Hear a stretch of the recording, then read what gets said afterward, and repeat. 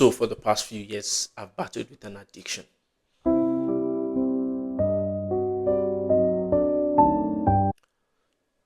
Social media, a tool designed to meet people, designed to make friends, designed to network, designed to most likely bring and make human connections better and easier.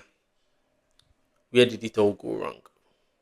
According to the Harvard Business Review, students who use social media for more than 3 hours a day suffered from poor sleep, sleep deprivation, and poor academic performances. The intent of social media has always been to meet people, to make friends and network, to talk about your life, share what is going on that has been good and you're grateful for in your life. But why is it so addictive and inherently dangerous? The reason is simple. In today's society, the objective and the intent of social media has become to harass people who do not agree with you, to become comfortable with strangers bullying you and talking down on you, and to show and let people see how great your life is, even if it isn't. And these people, more often than not, do not care or always have malicious intent towards whatever you are sharing or trying to let them know. But let us first get into the root cause of the problem. Why is social media so addictive?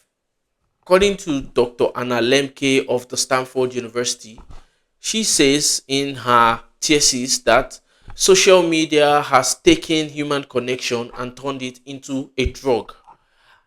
And also, according to the National Library of Science, social media apps are designed deliberately to keep you addicted. To keep you addicted. They're usually designed with bright colors, high resolution images, cool fonts, secular and light fonts, free or very low subscription cost.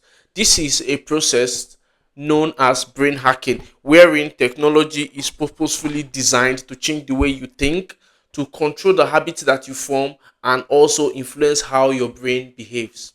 Now, seeing stuff we like on social media usually triggers our dopamine levels.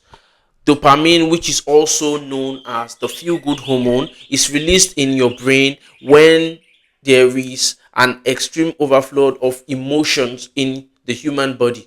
A high dopamine level is usually indicative of extremely happy emotions or extreme emotions. So, social media produces the same level of dopamine in the brain as drugs, partying, and alcohol. The reason social media addiction is worse is because this is a drug that we have 24-hour access to.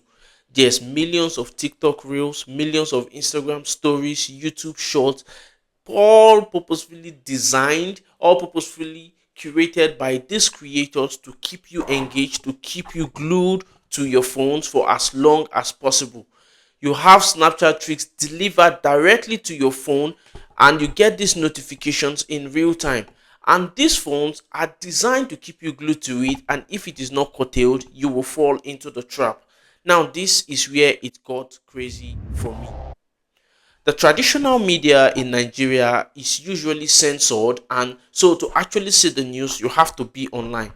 Now, the social media app of choice for me was Twitter. I especially liked it. I could see unfiltered news, I could see uncensored news in real time. I could actually get and feel the emotions and opinions of people who mattered and people, whatever opinions they needed to share on social media. With a lot of those positives, there were also a lot of negatives. On Twitter, every single day, someone was getting dragged. For one reason or the other, someone was getting dragged, someone was getting harassed, someone was getting bullied. There was always revenge porn leaking, and it was very, very easy to lose sight of whatever brought you on the app in the first place. I remember one particular day I went on Twitter to check out a BBC News article link I had seen, and 3 hours later I found myself in the same sitting position watching a video of three dogs rescuing a man who was drowning. It's an awesome video, by the way, but that is not the point. Now it had become an addiction and it had to be treated. I would go everywhere with my phone, even the toilet. Sometimes when I was driving, I had to stop to see whatever notification had just come in. so as not to miss gossips or trending stories. My eyes were always on my phone, even at meetings, and even when I had to have deep, intense conversations with my wife. There was a problem. I needed to find a solution. I began searching for solutions, and these are the solutions, all backed by evidence and research that worked for me. First, I had to get comfortable being away from my phone. In today's world, a lot of people suffer from nomophobia, fear of or anxiety of losing your phones. You have to get comfortable being away from your phone. And how I went about it was this: if I was in a part of the house, I had to make sure my phone was in another part of the house. If I was downstairs in the living room, I had to leave my phone in the bedroom or in the office. If I had work to do in the office, I ended up leaving my phone in the living room or in the bedroom. I struggled at first because after 30 minutes, I would find myself running to my phone to check whatever messages or whatever notification had come in. But gradually, over time, I was able to go hours at a stretch without looking or glancing up at my phone. I also had to turn off notifications for social media apps except instant messaging apps like iMessage, FaceTime, and WhatsApp in some situations. My theory was that whatever was happening or whatever was the emergency, I had to be able to address it or face it at my own terms. This was so that I wouldn't have anxiety attacks. Now I only ever see notifications when I actually open the app and with intent. Alternatively, you can set up notification summary like I explained in my other video, 7 productivity tools to help you be more productive. Now, how notification summary works is this: you set up times where you want to have notifications delivered to you throughout the day. Have mine set for 10 a.m., 3 p.m., and 7 p.m. in the evening. How this works is it bundles all the notification between these times and delivers it straight to your device. That way, you can be as productive as possible without the distractions of notifications coming in.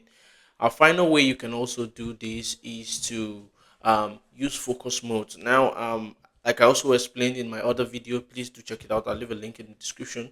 You can set focus mode to, for example, I have mine set for work. While I'm working, only my wife and my kids, school, and maybe every other person or someone, a call, an important call I'm expecting, can only filter through during my work focus mode, and every other one is silenced in the background, and I get to it when I want to. Also, you can use apps to monitor your time. There are several apps that can monitor the amount of time you spend on social media. These apps can also block some of the social media apps for set hours if you so decide to. For example, I have there's an app I use, one sec, and how one sec works is that when I try to open a social media app, it delays it for about 10 seconds and asks me to do some breathing and meditation exercises, which when I participate in them, I end up thinking, wait, why am I trying to open this app? Do I have a specific thing I'm trying to do on this app? And if the answer is no, I end up just closing the app anyway and spend my time focused on maybe something more important. One sec is absolutely free for most of the basic features, and but I think you can upgrade if you want more advanced features, but the free plan works just fine. Opal is a paid app that works as well, but I would always recommend one sec if you're looking for something cheap to get you started. If this all seems like too much or going overboard, a simple step you can also take is removing all social media apps on the home screen of your devices. On my iPad, I don't have any social media app directly on the home screen. I actually have to go all the way to the app library to look for the app or use the search button to actually look for any app I'm trying to open.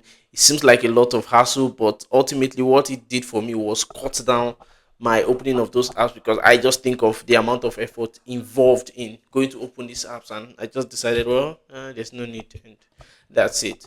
Lastly, I must say, when you're trying to kick an addiction, you must find something to replace the habits. For example, one of the things that fueled my addiction to social media was my phone was always on my hands at all the times, and even in bed, I had to use my phone. How I coped this was I had to replace my phone with the bed. I placed my phone in another room or all the way across the room, and I put a book by my bedside, which I read until I fall asleep. This has helped my sleep to be better, and it has curbed my social media addiction by a whole lot. And I'm proud and pleased to say I have cut down my social media usage to just under 2 hours every day. If I can get it to under an hour or even 30 minutes, I would be most pleased.